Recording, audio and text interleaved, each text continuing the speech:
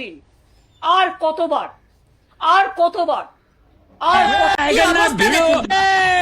কি অবস্থা দেখুন। 24 ঘন্টা পরেও যদি তাকে দেখা গেল তো অবশ্য পাগল রূপে তাকে দেখা গেল। ও তো মরে যাবে।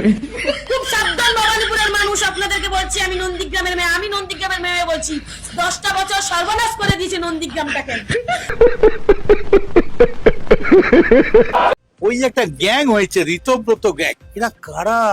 লাভলি, একদম লাভলি লাভলি। নমস্কার বন্ধুরা, সবাই কেমন আছো? চলে এলাম আরেকটি ভিডিও নিয়ে তোমাদেরকে হাসাতে। আজকের ভিডিওটা ভেরি ভেরি ইন্টারেস্টিং হতে চলেছে, তাই কেউ স্কিপ না করে ভিডিওটি সম্পূর্ণ দেখবে। কত বড় পাল্টিবাজ দেখো, মদন মিত্র। ও লাভলি, একদম লাভলি লাভলি লাভলি লাভলি। ও লাভলি লাভলি। আজ এই মুহূর্ত থেকে মমতা বন্দ্যোপাধ্যায় তৃণমূল কংগ্রেসের national committee, chief whip, working committee, party general secretary থেকে শুরু করে সমস্ত রকম পদ থেকে আমি ইস্তফা দিলাম। আমি তৃণমূলে ছিলাম, তৃণমূলেই রইলাম, শুধু আমি এই ঘর থেকে ওই ঘরে গেলাম। ওই যে একটা গ্যাং হয়েছে, ঋতব্রত গ্যাং, এরা কারা? এরা সমাজের উচ্ছিষ্ট। আমি মদন মিত্র চ্যালেঞ্জ নিচ্ছি, যারা দাঁড় করাচ্ছেন ইনক্লুডিং ঋতব্রত, কোন মাকা লাল হ্যাঁ পদত্যাগ করে আমার সঙ্গে লড়বেন। ও লাভলি, একদম লাভলি লাভলি লাভলি লাভলি। ও লাভলি লাভলি। पार्टी बदल लिया साला। মদন মিত্র কি যেন বলেছিল? মমতা ব্যানার্জির সঙ্গে ছিলাম, আছি, থাকবো। আর জিতেছি মমতা ব্যানার্জির নাম করে, আর চলে যাব অন্য লোকের হাতে, তাহলে তো আমার বউ বলবে তুমি আমায় বিয়ে করে চলে গেলে অন্য বউয়ের হাতে। আচ্ছা, আমি মদন মিত্র, আমি যার সঙ্গে আছি তার সঙ্গে আছি। যতক্ষণ না তুমি আমায় তাড়িয়ে দেবে, আমি নাও নাও বলে কেবলই কাঁদিব। তারপরেও তুমি যদি আমার ধাক্কা মেরে গাড়ো ফেলে দাও, বাইরে ফেলে দাও, তাহলে আলাদা কথা। যার সঙ্গে আমি থাকি, দেখা হোক না হোক, মৃত্যুর পরে দেখা হোক, তার সঙ্গে আমি আছি। মদন মিত্রকে দেখে আমার এই কথাটা বলার খুব ইচ্ছা হচ্ছে। কামারহাটির গরুর গাড়ি, ডাক পড়েছে ইডির বাড়ি, গাড়ি চালায় বালিশ চাটন, সঙ্গে যে যায় ভাগ্নে মতো। মদন বাবু, আপনি কত ইমানদার লোক সেটা বোঝা গেল। আমি আজকে তৃণমূল কংগ্রেসের যত রকম পদ ছিল, দমদম বিধানসভার সভাপতি, সাধারণ সম্পাদক, ন্যাশনাল কমিটি মেম্বার, দলের চিফ হুইপ, গভর্নমেন্ট অর্গানাইজেশনের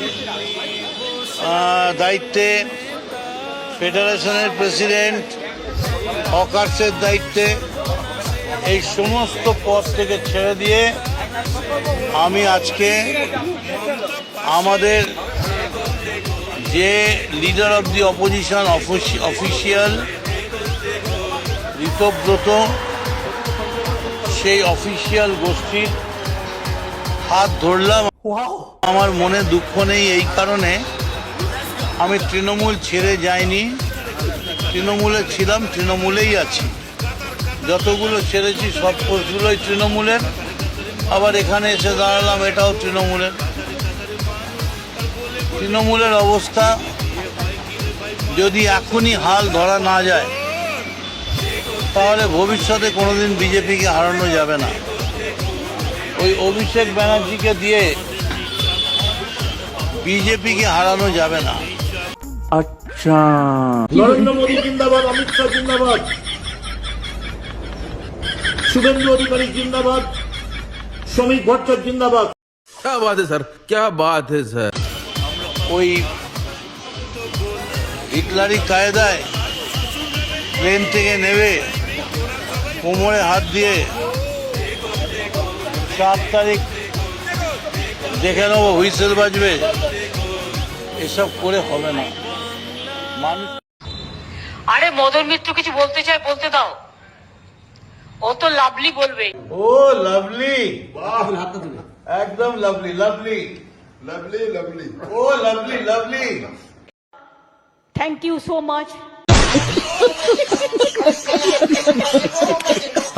এদিকে অনুব্রত মণ্ডল, উনিও ভালো তৃণমূল জয়েন করেছে।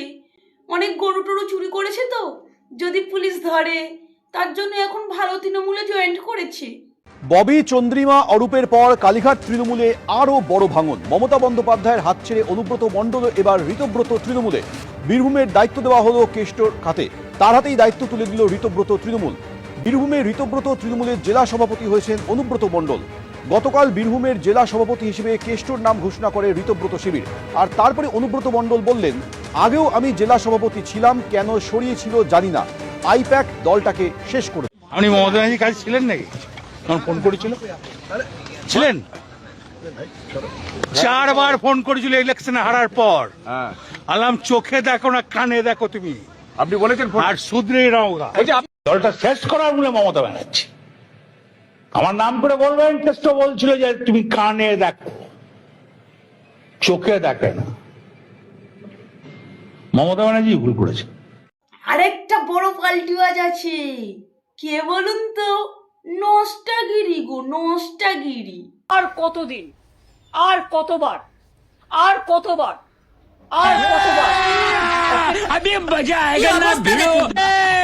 কি অবস্থা দেখুন, 24 ঘন্টা পরেও যদি তাকে দেখা গেল, তো অবশ্য পাগল রূপে তাকে দেখা গেল। ও তো মরে যাবে। খুব সাবধান ভবানীপুরের মানুষ, আপনাদেরকে বলছি। আমি নন্দীগ্রামের মেয়ে বলছি। 10টা বছর সর্বনাশ করে দিয়েছে নন্দীগ্রামটাকে। নন্দীগ্রামকে সামনে রেখে নিজের পরিবারের পরিবর্তন করেছে। স্করপিও থেকে শুরু করে পেট্রোল পাম্প থেকে শুরু করে করেনি নন্দীগ্রামের মাটির পরিবর্তন। আবার দৌড়ে গেছে ভবানীপুরে। তাই খুব সাবধান। কুকুর কামড়ালে তবু আপনি 14টা ইঞ্জেকশন নিয়ে সুস্থ হতে পারবেন, কিন্তু এ যদি কাউকে কামড়ায় না, এর ওষুধ নেই কোথাও ইঞ্জেকশন পাবেন না। খুব সাবধান, কিন্তু সুস্থ হতে পারবেন না। সঠিক বলেছেন। আপনি যান মশাই, আপনি ভোট চাইতে যান না, কে যেতে না বলেছে আপনাকে? আপনি ভোট চাইতে যান, কিন্তু ভোট কেউ দেবে না আপনাকে। अरे भाई ये क्या, तुम्हारी तो शक्ल ही बदल गई। নষ্টাগিরি কিন্তু ভালো হয়ে গেছে, ওকে নিয়ে আর কেউ খারাপ কথা বলবে না। দেখো কত বড় পাল্টিবাজ। রচনা ব্যানার্জি, ইনি তো 1 নম্বর পাল্টিবাজ। কোনো দরকার নেই, আমরা সবাই সাপোর্টার ভারতীয় জনতা পার্টির, এবং আমরা সবাই সাপোর্টার মোদীজির, অমিতজির এবং শুভেন্দুদার। আমরা জানি ভালো কাজ হবে। সাধারণ মানুষের যাতে উন্নয়ন হয়, আর কিছু চাই না, আর কিছু চাই না। যা পাই সেটা যদি যারা সহযোগিতা পাই, তথা আমাদের অনারেবল সিএম এর সহযোগিতা পাই, নিশ্চয়ই আমাদের হুগলি জেলার প্রচুর উন্নয়ন হবে এবং আমরা ভালো কাজ করবো। আপনার চুচু আপনার মনোমতন বিধায়ক পেয়েছেন এবার উন্নয়ন করার জন্য? একদম ফোনের মতো যেটা হয়েছে। কিরকম সহযোগিতা করবে বলতে? কোনো দরকার নেই, আমরা হলো আমাদের পিসমণি সুন্দরীদের গ্রুপ। যেমন খুশি তেমন সাজো, যেমন খুশি তেমন নাচ।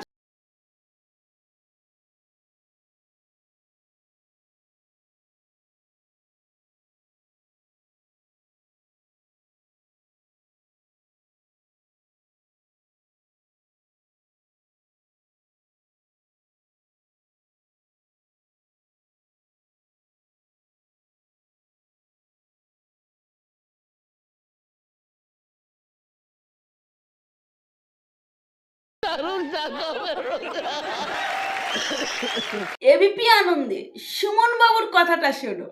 ডিম হয়ে গেল দিব্যি একটা প্যাকপ্যাকে হাঁস। গা বমি বমি করছে। ছিল তৃণমূল, হয়ে গেল আস্ত একটা বিজেপি। আর কতদিন, আর কতদিন, আর কতদিন, আর কতবার, আর কতবার?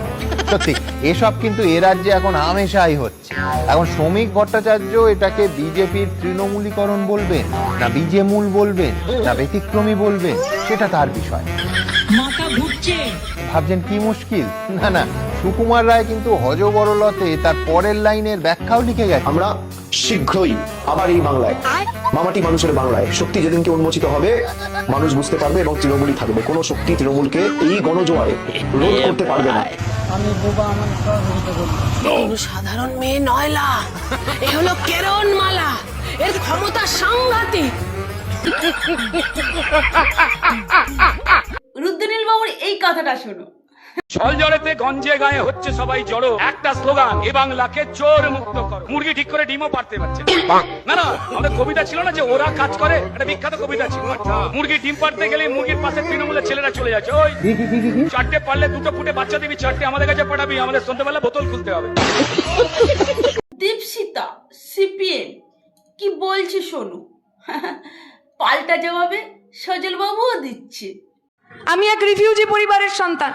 আর খালি বলে যে আমি রিফিউজি পরিবার। তুমি রিফিউজি হলে কেন? তুমি রিফিউজি কাদের জন্য হলে? রিফিউজি হিন্দু পরিবারগুলোর বাসস্থানের লড়াই, খাদ্যের লড়াই, নাগরিকত্বের লড়াই তাদের সঙ্গে যদি কেউ ছিল, সেই ঝান্ডাটার রং লাল, সেই রাজনীতিটার নাম ইউসিআরসি, সেই রাজনীতিটার নাম বামপন্থা।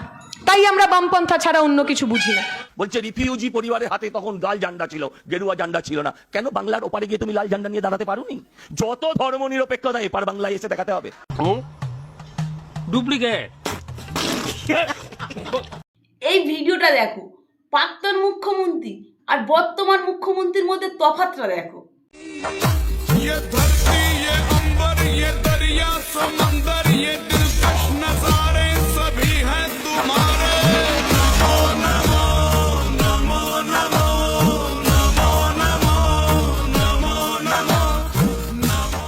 ভিডিওটি এতক্ষণ দেখার জন্য তোমাদেরকে অনেক অনেক ধন্যবাদ। ভিডিওটি কেমন হয়েছে জানিও, ভালো লাগলে একটা লাইক, একটা সাবস্ক্রাইব করে দিও। টাটা।